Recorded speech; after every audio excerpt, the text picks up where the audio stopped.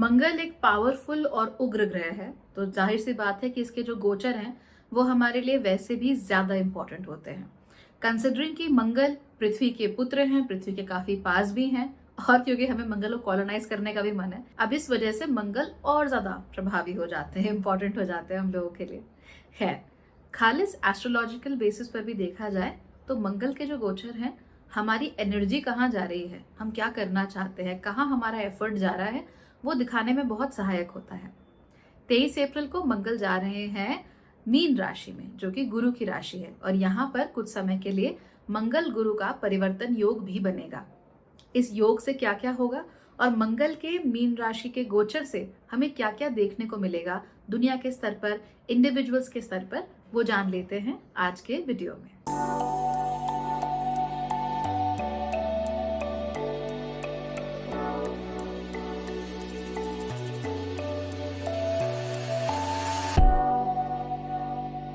नमस्ते। Bhagyashree holistic astrology में आप लोगों का एक बार फिर से स्वागत है। यहाँ पर हम बात करते हैं पॉजिटिव, इंस्पायरिंग और होलिस्टिक एस्ट्रोलॉजी की, यानी कि एक ऐसा ज्योतिष जो कि आपके पॉजिटिव पॉइंट्स को मैक्सिमाइज कर सकता है और आपके नेगेटिव पॉइंट्स को मिनिमाइज करने में आपकी मदद भी कर सकता है। आज के वीडियो में हम जानने वाले हैं मंगल के मीन राशि में गोचर को, लेकिन उससे पहले अगर आपको चैनल और उसके वीडियोस पसंद आते हैं तो सब्सक्राइब करके शेयर करना बिल्कुल भी मत भूलिएगा। आप लोग चाहें तो ज्वाइन बटन पर क्लिक करके चैनल के मेंबर बन सकते हैं, जिसके थ्रू आपको सारे वीडियोस दूसरों से पहले देखने को मिल जाएंगे और कुछ इंपॉर्टेंट ट्रांजिट्स के कुछ एक्सक्लूसिव वीडियोस भी मैं वहां पर बनाती हूं, जिन्हें आप देख सकते हैं।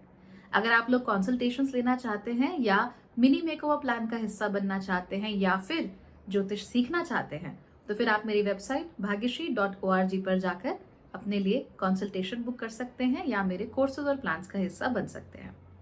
चलिए अब बात करते हैं मंगल के मीन राशि में गोचर की। मंगल मीन राशि में 23 अप्रैल को जाने वाले हैं और यहाँ पर वो 1 जून तक रहेंगे, यानी बेहद टिपिकल जो मार्स गोचर होता है वो हमें यहाँ पर देखने को मिलेगा।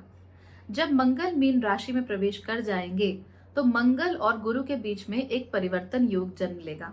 हालांकि ये जो योग है ये बमुश्किल 1 हफ्ते रह पाएगा, क्योंकि मई की शुरुआत में यानी 1 मई को जुपिटर अपनी राशि एरीज को छोड़कर अब आगे टॉरस में चले जाएंगे। तो यहाँ हो क्या रहा है कि मंगल है गुरु की राशि में यानी मीन में, और गुरु है मंगल की राशि में यानी एरीज में, जिसकी वजह से हमें ये परिवर्तन योग देखने को मिल रहा है। लेकिन ये जो परिवर्तन योग है किस एंगल पर हो रहा है वो भी देखना है। एंगल है 2-12, यानी कि यहाँ पर केवल एक ही पार्टी का भला हो सकता है, दोनों का एक साथ भला नहीं हो सकता। इसीलिए हमें ध्यान देना है कि हम किसकी बात मानेंगे और किसकी बात नहीं मानेंगे, किसको कैसे इस्तेमाल करेंगे और कितने रेशियो में इस्तेमाल करेंगे। ये तो वही बात हो गई कि पानी बनाने के लिए हाइड्रोजन के कितने एटम चाहिए और ऑक्सीजन के कितने एटम चाहिए। तो ये जो मिक्सचर है, जो रेशियो है इन दोनों का, वही डिसाइड करेगा कि आपके जीवन में आपको कुछ मिल भी पाता है इस गोचर की वजह से या नहीं मिल पाता। अच्छी बात यह है कि 2-12 एंगल होने के बावजूद भी मंगल और गुरु एक दूसरे को हर्ट नहीं करते हैं। तो गुरु जब मंगल की राशि में जाते हैं तो मंगल उन्हें हर्ट नहीं करते, और जब मंगल गुरु की राशि में जाते हैं तो गुरु उन्हें हर्ट नहीं करते। इवन दो मंगल एक प्रॉपर जलता हुआ आग का गोला है और वो लिटरली मीन राशि में है, जो पानी के तत्व की राशि है, गहरे पानी विशाल समंदरों की राशि है, उसके बावजूद भी मंगल की क्वालिटीज उतनी बुरी तरह से सबड्यू नहीं होती जितनी कि दूसरी राशियों में हो सकती है। तो मंगल जब यहाँ पर जाते हैं तो उनका अग्रेशन डेफिनेटली उसमें थोड़ी कमी देखने को मिलती है, राइट। अब अग्रेशन कम होगा तो उन्हें अपने लिए फैसले लेने पड़ते हैं, स्ट्रैटेजाइज करना पड़ता है। That is what Mangal has to do. लेकिन ये जो स्ट्रैटेजी है ये छोटी छोटी चीजों पर नहीं लग सकती, स्ट्रैटेजी लग सकती है बड़े गोल्स पर। इनफैक्ट आपको स्ट्रैटेजी और टैक्टिक्स के बीच का फर्क मालूम है? स्ट्रैटेजी क्या होती है? जब हम बड़े स्तर के लिए, बड़े स्तर पर बड़े गोल्स के लिए बड़े लंबे समय तक सोचते हुए कोई काम करते हैं तो वो स्ट्रैटेजी है। लेकिन उसे इम्प्लीमेंट करने के लिए जो हम छोटे छोटे काम करते हैं वो टैक्टिक हुए। जैसे कि स्ट्रैटेजी ये है कि आप लोगों को इंजीनियर बनना है, सॉफ्टवेयर इंजीनियर बनना है। मान लीजिए सॉफ्टवेयर इंजीनियर बनने के बाद आपको यूएस में शिफ्ट होना है, वहां जाकर आपको किसी बड़ी सी कंपनी में काम करना है और अपनी जिंदगी वहां काम करते हुए पैसे कमाते हुए आपको बिताना है। सो आपका गोल क्या है कि इंजीनियर बन के यूएस जाना है। आपकी स्ट्रैटेजी क्या होगी कि किस किस तरीकों से ये चीज़ें पॉसिबल हो सकती हैं, right? Broad thinking, broad idea कि अच्छी पढ़ाई करूंगा तो अच्छे कॉलेज में जाऊंगा, अच्छे कॉलेज में जाऊंगा तो अच्छी प्लेसमेंट होगी, अच्छी प्लेसमेंट होगी तो बाहर जाने के बारे में सोच सकता हूँ। तो ये आपकी बिग स्ट्रैटेजी हो गई। अब उसे इम्प्लीमेंट करने के लिए टैक्टिक क्या यूज करना है कि सबसे पहले मान लो अभी 10वीं में हो तो 11वीं 12वीं अच्छे से पढ़ाई करके अच्छे नंबर लाने हैं। फिर टैक्टिक नंबर 2, सबसे अच्छे कॉलेज में एडमिशन पाना है। टैक्टिक नंबर 3, सबसे अच्छी कंपनी में जाना है जहां से बाहर जाने के मौके मिल सके। तो स्ट्रैटेजी और टैक्टिक का ये फर्क होता है। तो यहां पर मंगल को क्या करना है? ब्रॉड बिग स्ट्रैटेजीज बनानी है। तो मंगल को मीन राशि कहती है कि देखो, आई डोंट माइंड तुम यहाँ पर हो, नाइस कूल, मुझे तो पता भी नहीं चल रहा है that you are here, but तुम ये करो कि अपने अग्रेशन को थोड़ा कम करो और एक बार को सोचो, what do you stand for? किस ब्रॉड आइडिया के साथ आप खुद को कनेक्ट करते हो? किस बड़ी आइडिया, बड़ी आइडियोलॉजी के साथ आप खुद को कनेक्ट करते हो? आपको वो देखना पड़ेगा, राइट? जैसे कुछ लोग ये कहते हैं कि भाई देश में और ज्यादा बिलियनर्स होने चाहिए। तो ये आपकी आइडियोलॉजी है कि कैपिटलिज्म होना चाहिए, ठीक है, आपने अपने आप को उसके साथ अलाइन कर लिया। कुछ लोगों को ऐसा लगता है कि नहीं, सबसे ज्यादा गरीबों का कल्याण होना चाहिए। तो आपका स्ट्रैटेजी वो है कि नहीं, we should focus on welfare, तो आपने वहां पर ध्यान दिया। तो कौन सा बड़ा गोल है, कौन सा बड़ा आइडियोलॉजी है जहां के साथ आप कनेक्ट होकर अपने आप को जोड़कर देखते हो? वो देखना, उसको जानना बहुत जरूरी है। अगर ये नहीं हो पाता तो दिक्कत होती है। तो मार्स इस समय आपसे सवाल पूछ रहा है, what do you stand for? किस चीज के साथ खड़े हो, कौन से आइडिया के साथ खड़े हो? क्या लगता है देश को, दुनिया को कहाँ जाना चाहिए? मैंने अभी मंगल के कॉलोनाइजेशन की बात की कि मंगल पर इंसान चला जाएगा, वहां अपनी कॉलोनीज बसा लेगा। आपको लगता है कि ये ठीक है? मुझे तो लगता है ठीक है पर वो मेरा आइडिया है। आपका क्या आइडिया है? Do you think it is right? तो what is your broad idea and why?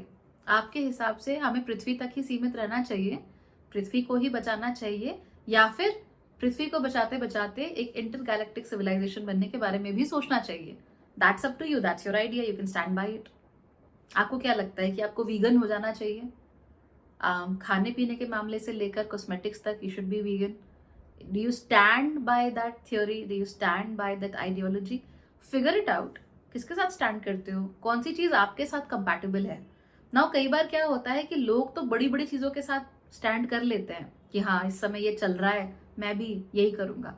But देखना ये भी है कि वो चीज आपके साथ कंपैटिबल है या नहीं है। जब आप दिल से किसी चीज के प्रति आकर्षित होते हो, ट्रेंड्स की वजह से, फैशन की वजह से, जस्ट बिकॉज रिकमेंडेशन आ रहा है इस वजह से नहीं, जब आप दिल से किसी चीज के प्रति आकर्षित होते हो तो इसलिए होते हो क्योंकि उसमें और आप में कहीं ना कहीं समानता होती है। आप लोग किसी ना किसी तरह से एक ही फ्रीक्वेंसी पर वाइब्रेट कर रहे होते हो। बाहर से कुछ भी देखें लेकिन फ्रीक्वेंसी सेम होती है।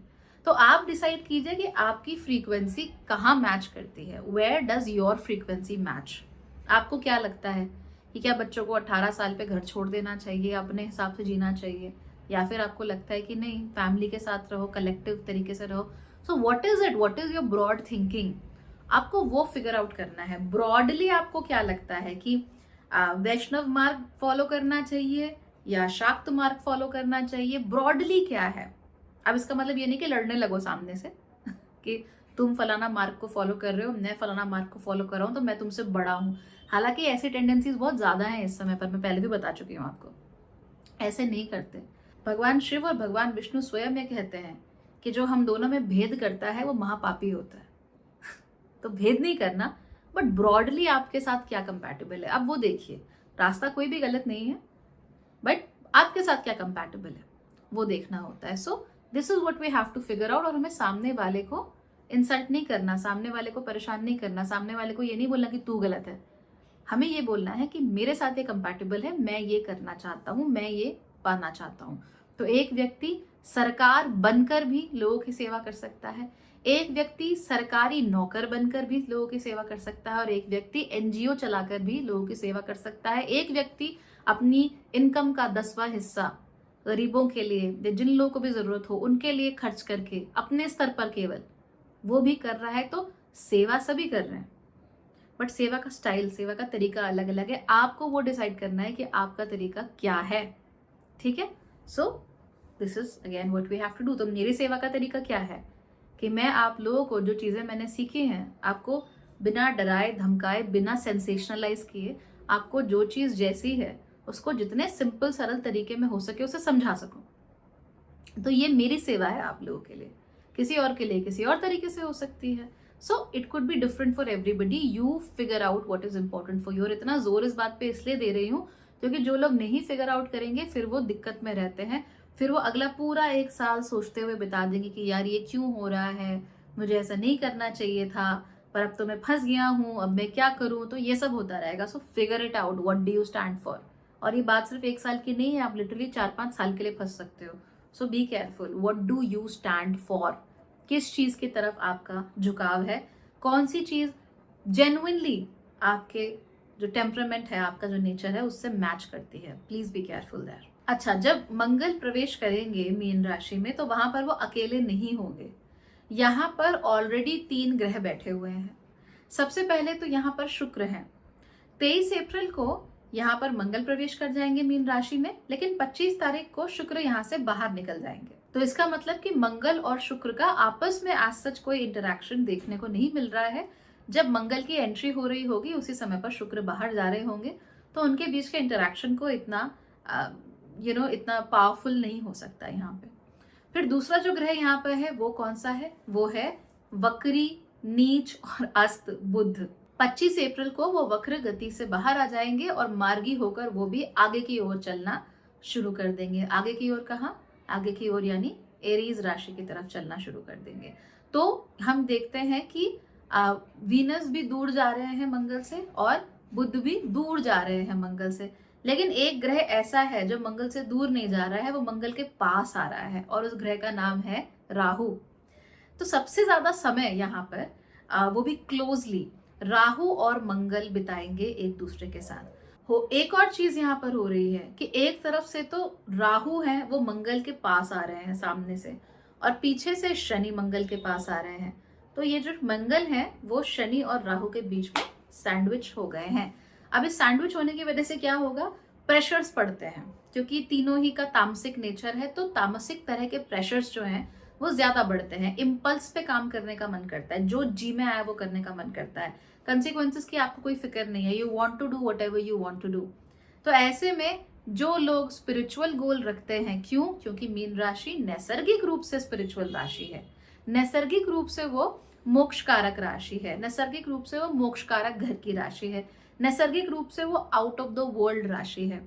तो जो लोग आध्यात्मिक तौर पर मजबूत होंगे उनके अंदर ये इम्पल्सेस इतने ज्यादा नहीं होंगे, और जो आध्यात्मिक तौर पर कमजोर होंगे उनके इम्पल्सेस ज्यादा भी हो सकते हैं और गलत तरीकों के भी हो सकते हैं। जैसे इम्पल्स में आके रिश्ते तोड़ दिए, इम्पल्स में आके नौकरी छोड़ दी, इम्पल्स में आके कोई बात कह दी।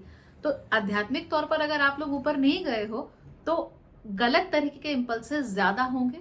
और अगर आप आध्यात्मिक तौर पर थोड़ा भी अपने आप पर काम कर पाए हो, थोड़ा सा भी आपको सपोर्ट है आध्यात्मिक रूप से, तो आप नोट करोगे कि इम्पल्सेस आपके अंदर भी हैं। एकदम से आपके अंदर कोई प्रेरणा आएगी लेकिन वो पॉजिटिव सेंस में होगी, क्योंकि जुपिटर सपोर्ट कर रहे होंगे। ओके, तो अगर आध्यात्मिक कहीं से कुछ प्रेरणा है, आध्यात्मिक कुछ काम किया है, तो जुपिटर का सपोर्ट मिलेगा और ये राहु शनि फिर कुछ नहीं कर पाएंगे। और जुपिटर आपको इम्पल्सिवली कुछ नया ज्ञान दे दिया, कुछ नया कह दिया कि ये करो। आपने मान लो प्लानिंग करके रखी थी कि ये करूंगा ये करूंगा ये करूंगा ये करूंगा, लेकिन अचानक से ही आपके मन में कोई भावना जागती है और वो कहती है कि नहीं ये करो। फॉर इंस्टेंस अभी परसों की बात है, मैंने एक कमेंट सेक्शन में वीडियो बनाया था। कमेंट सेक्शन के वीडियो में मैं बात कर रही थी कि मीन राशि के पुरुषों को क्या क्या झेलना पड़ता है। बट जैसे ही मैंने वो वीडियो बना के अपलोड किया, I suddenly had this inspiration, एक प्रेरणा कि नहीं, मीन राशि के पुरुषों के साथ साथ महिलाओं की भी बात करो और दूसरे राशि के महिला पुरुषों की भी बात करो। तुमने जो प्लान किया था, जो स्केड्यूल किया था, उस स्केड्यूल को थोड़ा चेंज करो और उसमें इसको भी इंक्लूड करो। तो ये चीजें हैं, और भी ऐसी बहुत सारी सडन प्रेरणाएं, सडन इंस्पिरेशन आपके अंदर से आती है, मंदिर से। वेल मन भी मंदिर ही है, तो मन के मंदिर से बहुत सारी प्रेरणाएं आती हैं। तो आध्यात्मिक रूप से अगर आप मजबूती की तरफ बढ़ रहे हैं, एक दो कदम भी बढ़ाएं कोई बात नहीं, यू विल गेट इंस्पिरेशंस। लेकिन अगर आध्यात्मिक रूप से कमजोर हैं, सांसारिकताओं में ही, वही भोग विलासों में, वही लफड़ों झगड़ों में फंसे हुए हैं, तो इम्पल्सेस जो होंगे वो तामसिक नेचर के होंगे और फिर वो आपको तंग करेंगे, परेशान करेंगे, इरिटेट करेंगे, गुस्सा जल्दी आएगा, किसी भी बात पे तुनक मिजाजी ज्यादा हो सकती है, चीजों को तोड़ने का मन करेगा, बाहर निकलने का मन करेगा। आप सोचोगे कि मैं यहाँ क्यों हूँ, मुझे कहीं और जाना है और जाना है और जाना है, और ऐसे करते करते आप चीजों को तोड़ते चले गए। आध्यात्मिकता में भी बहुत सारे लोग ऐसा करते हैं कि नहीं मुझे आध्यात्मिक बनना है, आध्यात्मिक बनना है, सब कुछ छोड़ दिया। ऐसे थोड़ी ना होता है। आपको अपने कर्म तो भोगने हैं ना, पहले अपने कर्म तो भोगो। जो रिस्पॉन्सिबिलिटीज अपने सर पे उठा रखी हैं, कम से कम उन्हें पूरा तो करो। तो यू सी द डिफरेंस। जो लोग थोड़ा सा कदम आगे बढ़ा चुके हैं, जो समझ चुके हैं कि पॉजिटिवली कैसे करना है, उनके लिए इंस्पिरेशंस आएंगी और बाकियों के लिए इम्पल्सेस आएंगे। सो बी वेरी केयरफुल हियर। खासतौर पे अगर आपकी राशि मीन है, लग्न मीन है, तो आपको देखना पड़ेगा कि आपके अंदर जो प्रेरणाएं जाग रही हैं, सडनली एकदम से कोई भावना आती है अगर आपके मन में, तो वो आपसे क्या कह रही है और क्या वो वैलिड है, क्या आपको उस पर काम करना भी चाहिए या नहीं करना चाहिए। Be careful here. अब यहाँ पर तो ऐसा लग रहा है कि बड़ा कॉन्ट्रडिक्शन है, कोई कॉन्ट्रडिक्शन नहीं है। बात यह है कि मीन राशि एक्शन ओरिएंटेड राशि नहीं है। मंगल जो है वो एक्शन ओरिएंटेड है, पर मीन राशि बिल्कुल एक्शन ओरिएंटेड नहीं है। एक्शन ओरिएंटेड कौन होती है? एरीज होती है, like I have to do things, करना है मुझे कुछ, ऐसा नहीं। मीन राशि ऐसी नहीं होती। मीन राशि आपको बहुत सारी सबकॉन्शियस चीज़ों से कनेक्ट कर देती है। वो चीज़ें जिनका कोई एक्सप्लेनेशन ही नहीं है, वो चीज़ें जिन्हें आप समझा ही नहीं सकते, वो चीज़ें जो बस मन में आ जाती हैं, वो चीज़ें या वो घटनाएं जो बस हो जाती हैं, तो कोइंसिडेंसेस कह लीजिए उनको। तो इस तरह की चीज़ें। तो अब होता क्या है, अगर आप ज़बरदस्ती कोई चीज़ तोड़ने की कोशिश करोगे, या आपके मन में अचानक से इम्पल्स आया कि ये करना है, इसको तोड़ना है, इसे मारना है, इसको ख़त्म करना है, ये इस नौकरी को छोड़ देना है, इस रिश्ते को छोड़ देना है, then that is wrong. Definitely आपकी कुंडली में मंगल की दिक्कत है। लेकिन अगर आप शांत रहोगे, if you will be very quite, because Pisces is मछली, मछली तक पहुंचने के लिए शांति से फिशिंग रॉड लेके बैठना पड़ता है। अगर आप शांत रहोगे, अगर आप अपने इम्पल्सेस पर रिएक्ट नहीं करोगे, right, unless they are positive, when it is inspiration not an impulse, तो इम्पल्सेस पर अगर आप काम नहीं करोगे, एकदम से कुछ गुस्सा आता है उस पर अगर आप काम नहीं करोगे, तो वो मंगल जो है फिर वो थोड़ा सा पॉजिटिवली रिएक्ट करेगा। तब वो क्या करेगा? तब वो नेचुरली आपको अध्यात्म की तरफ ले जाएगा, तब वो नेचुरली आपको स्पिरिचुअल गुरुज से मिलाएगा, टीचर्स से मिलाएगा। यानी जब आप बहुत ज्यादा खोज नहीं कर रहे होंगे, जब आप डेस्परेटली चाह नहीं रहे होंगे, जब आप डेस्परेटली मांग नहीं रहे होंगे, तब ये मंगल आपको उन चीजों से मिल पाएगा। और जब आप डेस्परेशन में कोई काम कर रहे होगे, डेस्परेशन में आपको आध्यात्मिक होना है, तो सबसे झगड़ा कर बैठोगे, सबसे लड़ाई कर बैठोगे और सोचोगे कि मैंने जग जीत लिया, अब मैं सारे बंधनों से मुक्त हो गया। ऐसा नहीं होता। तो अब ये मंगल जो है, इसकी नेचुरल काटने की, तोड़ने की जो शक्ति है, वो कैसे काम करेगी? हमारे दिमाग में जो खरपतवार उगाई है नेगेटिव इमोशंस की, नेगेटिव चीजों की, उनको हटाने का काम करेगा।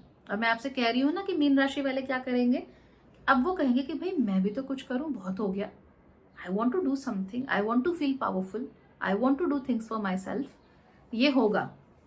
अब आप अपने लिए करोगे और वो चीजें जो होंगी वो स्वतः होंगी, ऑटोमेटिकली होंगी। आपको छोड़ने की जरूरत नहीं पड़ेगी, तोड़ने की जरूरत नहीं पड़ेगी, वो ऑटोमेटिकली, अगर वो चीज आपके लिए सही नहीं है तो वो आपके जीवन से चली जाएगी। बहुत सारे लोग ऐसे होते हैं जो रत्नों की अंगूठियां पहनते हैं, पता नहीं अपने आप ही खो जाती हैं उनकी अंगूठियां या टूट जाती हैं, तो उस समय पर उन्हें मानना चाहिए कि नेचुरली इनका समय या इनका कार्य खत्म हो चुका है। Now there is no need to bother them. तो आपको ऐसा ही सीखना पड़ेगा, चीजों को नेचुरली होने दीजिए। बहुत ज्यादा खुद से हाथ पैर नहीं मारने, वो तब कीजिएगा जब मंगल चला जाएगा एरीज राशि में। अभी नहीं करना ये सब। अभी सारा का सारा काम जो है वो गुरु को करने दीजिए। मैंने कहा ना 2-12 एंगल है, यानी एक ही का फायदा हो सकता है। तो या तो आप इम्पल्स में आकर तोड़फोड़ करके मंगल का फायदा कर सकते हो, या फिर आप शांत रहकर गुरु को करने दे सकते हो सारा काम, क्योंकि गुरु इस समय एनर्जाइज्ड है। वो कहाँ है? मेष राशि में, तो वो एनर्जाइज्ड है। तो उनको काम करने दीजिए, उनको स्वतः चीजें हैंडल करने दीजिए। उन्हें स्वतः चीज़ों को मैनेज करने दीजिए। आप अपना कर्म कीजिए।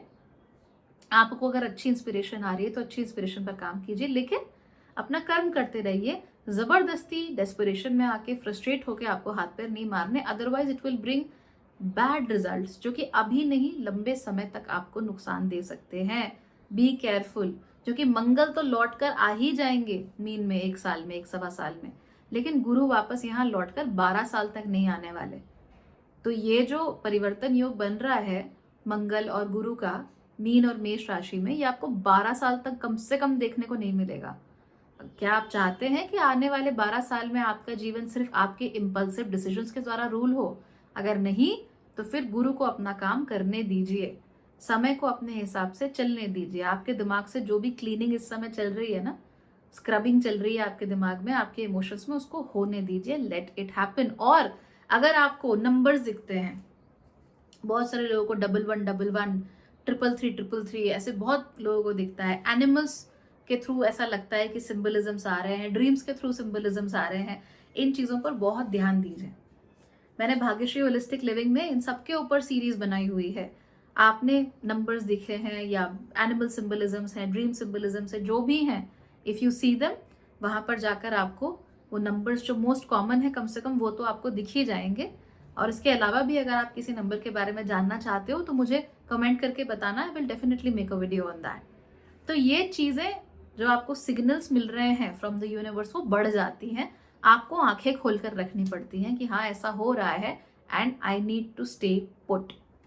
मुझे जो सिग्नल्स मिल रहे हैं, मुझे उन सिग्नल्स पे काम करना है, खुद सिग्नल नहीं बनना। इस समय पर जिन लोगों के पास एक लाइफ गोल है, बड़ा गोल, स्ट्रेटेजिक गोल, उनके लिए बहुत अच्छा समय है। They will do very well. जो लोग अपनी विचारधारा के साथ, जो लोग अपने आइडियाज, गोल्स एंड स्ट्रैटेजीज के साथ बिल्कुल दिल से जुड़े हुए हैं, एक ही फ्रीक्वेंसी पर वाइब्रेट करते हैं, उनके लिए बहुत अच्छा समय है। They will definitely get good results. जो लोग इनके साथ नहीं जुड़े हैं उनको तकलीफ होगी। जिन लोगों का लाइफ पर्पस ही दूसरों के लिए काम करना है, दूसरों की सेवा करना है, या आध्यात्मिक रूप से अपने आप को मजबूत करना है, वो लोग भी इस समय पर बहुत सुखी रहेंगे, उन्हें तकलीफ नहीं होगी। गुरु जो है वो मंगल की सारी टेंडेंसीज को आराम से मैनेज कर लेंगे, कोई समस्या नहीं है।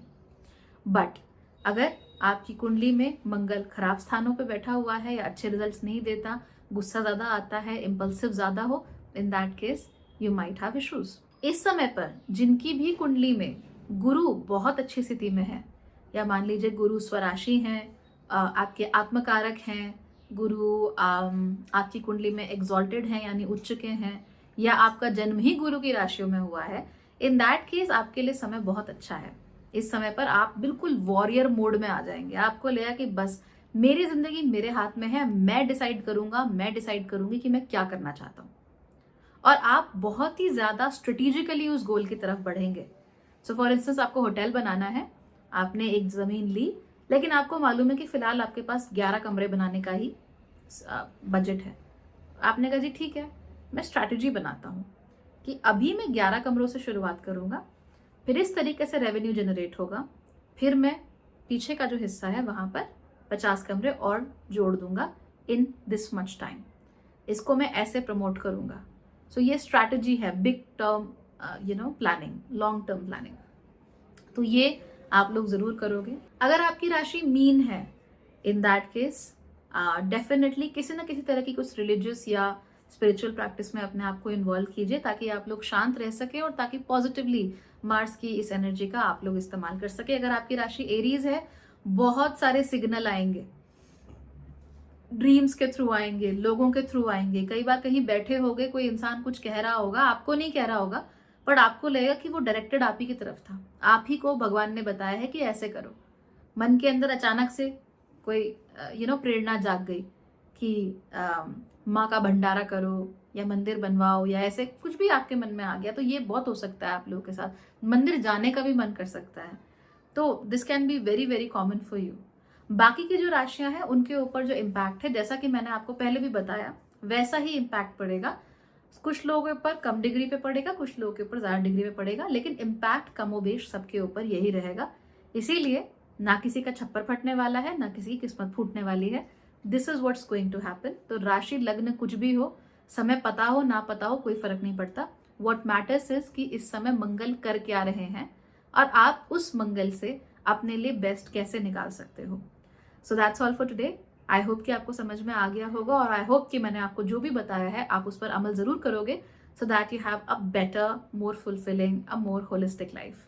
Thank you so much for watching.